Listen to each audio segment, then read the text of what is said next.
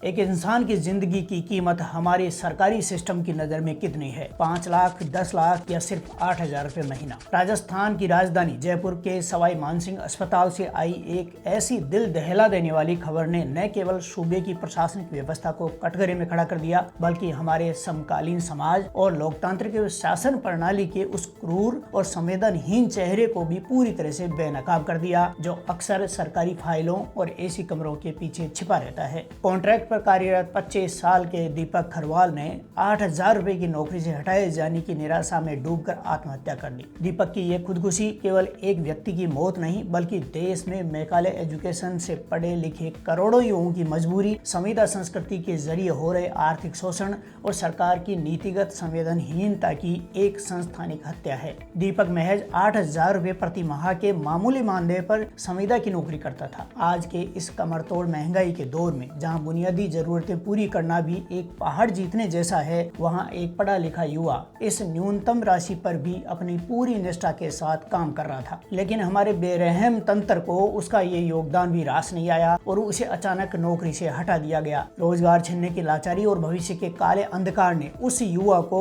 इस कदर तोड़ा कि उसने घुट घुट कर जीने के बजाय मौत को गले लगाना बेहतर समझा। लेकिन इस त्रासद घटना के बाद जो कुछ हुआ, वह राजस्थान की राजनीति और प्रशासनिक रवैये की उस पराकाष्ठा को दर्शाता है जिसे देखकर किसी भी संवेदनशील व्यक्ति की रूह कांप उठेगी। दीपक की मौत के बाद आरएलपी के नेता हनुमान बेनीवाल के धरने प्रदर्शन के बाद आखिरकार प्रशासन की नींद टूटी। देर रात प्रशासन ने आनन फानन में मामले को शांत करने के लिए पीड़ित परिवार को एक राहत देने का ऐलान किया। और वो घोषणा क्या थी? प्रशासन ने कहा कि अब दीपक की पत्नी को उसी संविदा पर उसी 8,000 रुपए प्रति माह के मानदेय पर अस्पताल में नौकरी दी जाएगी। अब आप ही सोचिए, ये पीड़ित परिवार को दी गई राहत है या उस मृतक युवा की लाश पर खड़ा किया गया एक क्रूर और अमानवीय मजाक? जिस 8,000 रुपए की नौकरी को छीन कर दीपक को मौत के मुंह में धकेल दिया गया, वही नौकरी अब उसकी मौत का मुआवजा बनकर उसकी विधवा पत्नी के सामने परोस दी गई है। यदि सरकार के पास 8,000 रुपए की वही संविदा नौकरी देने की गुंजाइश थी, तो दीपक को जीवित रहते वक्त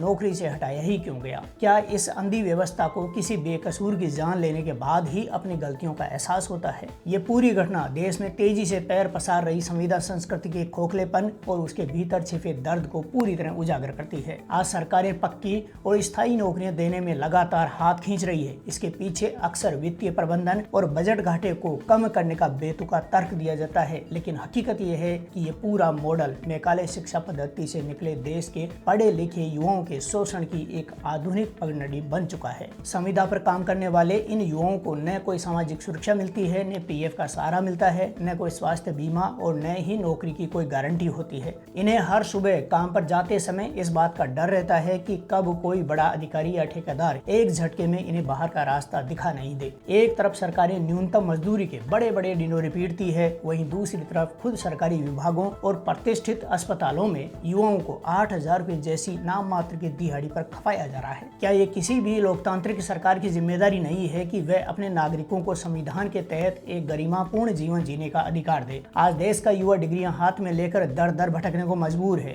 बीए, एमए और यहाँ तक पीएचडी और उच्च तकनीक शिक्षा प्राप्त युवा भी चपरासी, सफाई कर्मी या 8,000 रुपए की संविदा पर नौकरी के लिए लंबी लंबी कतारों में खड़ा है। ये हमारे युवाओं की काबिलियत की कमी नहीं है, बल्कि ये सीधे तौर पर सरकारी रोजगार नीतियों के दिवालियापन का सबसे बड़ा सबूत है। सरकारें नियमित और पक्की भर्तियां निकालने में सालों साल लगा देती है। यदि भारी दबाव में भर्तियां निकलती भी है तो वे कभी पेपर लीक का शिकार हो जाती है, कभी अदालती मुकदमों में लटक जाती है, तो कभी प्रशासनिक लापरवाहियों की भेंट चढ़ जाती है। ऐसे में उम्र के उस पड़ाव पर खड़ा युवा वह ओवरेज होने की कगार पर होता है, थक हार कर इन संविदा नौकरियों के जाल में आत्मसमर्पण कर देता है। वह सोचता है कि बेरोजगार बैठने से बेहतर है कि कुछ तो हाथ में रहे, शायद कभी कोई सरकार मेहरबान होगी और उन्हें स्थायी कर दिया जाएगा। लेकिन सरकारें इन युवाओं की इसी मजबूरी का फायदा उठाकर उन्हें सस्ते बंधुआ मजदूर की तरह इस्तेमाल करती है और काम निकल जाने पर टिश्यू पेपर की तरह फेंक देती है। इस पूरे मामले का सबसे चिंताजनक और कड़वा पहलू ये है कि हमारी व्यवस्था बिना दबाव और बिना हंगामे के कभी काम करती ही नहीं है। जब तक कोई दीपक अपनी जान नहीं दे देता,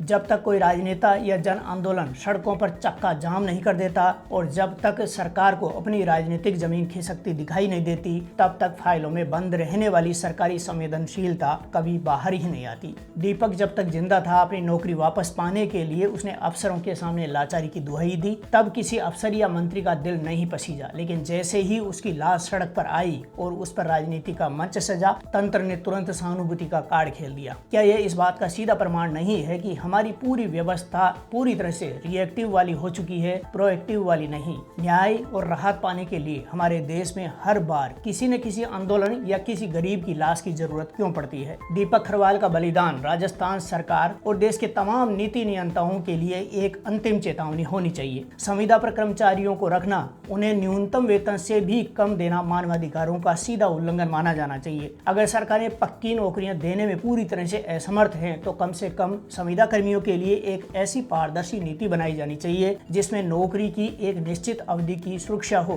ताकि किसी को भी मनमाने ढंग से नौकरी से न निकाला जा सके। उनका मानदेय कम से कम इतना हो जिससे एक परिवार सम्मान के साथ 2 वक्त की रोटी खा सके। दीपक की पत्नी को मिली 8,000 रुपए की ये नौकरी कभी भी उसे सूने हो चुके घर की खुशियां और उस बच्चे के पिता को वापस नहीं ला सकती। यह नौकरी सरकार के किसी एहसान का नहीं, बल्कि उसकी नाकामी का एक स्थायी दस्तावेज बनकर उस परिवार के साथ हमेशा रहेगी। जनता के दरबार में पसीना बहाने का दावा करने वाले नेताओं और एसी कमरों में बैठकर नीतियां बनाने वाले नौकरशाहों को ये साफ साफ समझना होगा कि युवाओं के सब्र का बांध अब पूरी तरह से टूट रहा है। अगर समय रहते इस संविदा शोषण को बंद नहीं किया गया और युवाओं को रोजगार की सुरक्षा नहीं दी गई, तो हताशा का ये लावा समाज के भीतर किसी बड़े विद्रोह के रूप में फूटेगा। दीपक की आत्मा आज इस गूंगे बहरे तंत्र से चीख चीख कर सवाल पूछ रही है, क्या मेरी जिंदगी की कीमत सिर्फ 8,000 रुपए की एक अस्थायी नौकरी थी? सरकार को इस सवाल का जवाब खोखले बयानों से नहीं, बल्कि अपनी नीतियों में बदल कर देना होगा। इस दर्दनाक हादसे और संविदा प्रथा पर आपकी क्या प्रतिक्रिया है? कमेंट बॉक्स में जरूर बताएं।